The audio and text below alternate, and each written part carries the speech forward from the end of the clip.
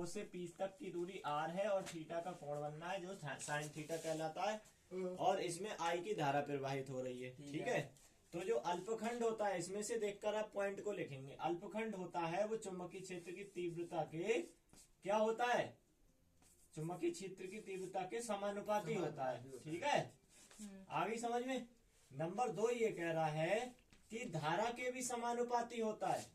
क्या होता है, धारा के समानुपाती होता है, धारा के समानुपाती होता है।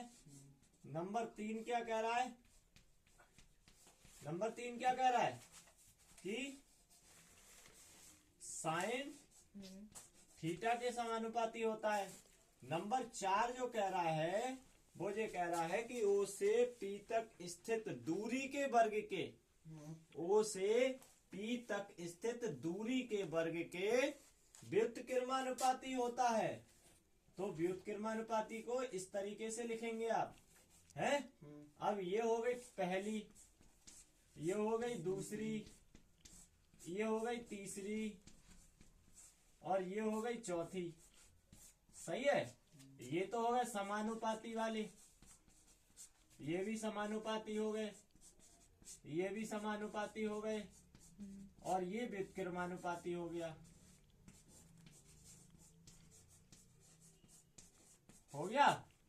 अब इन चारों नियम से कुल मिला के ये निकल के ही तो आ रहा है कि I delta L into sine theta upon R square. अब इस प्रोपोर्शनल को कैसे करके हटाएंगे आप, इसकी जगह म्यू 0 अपॉन 4 पाई लिख सकते हो इंटू सेम उतार दो बिल्कुल, आई डेल्टा एल साइन थीटा और अपॉन आर स्क्वायर। बताओ समझ में आ गया है? अब यहां पे लिखेंगे कि म्यू 0 अपॉन 4 पाई बराबर 10 की पावर 7 इसकी वैल्यू होती है।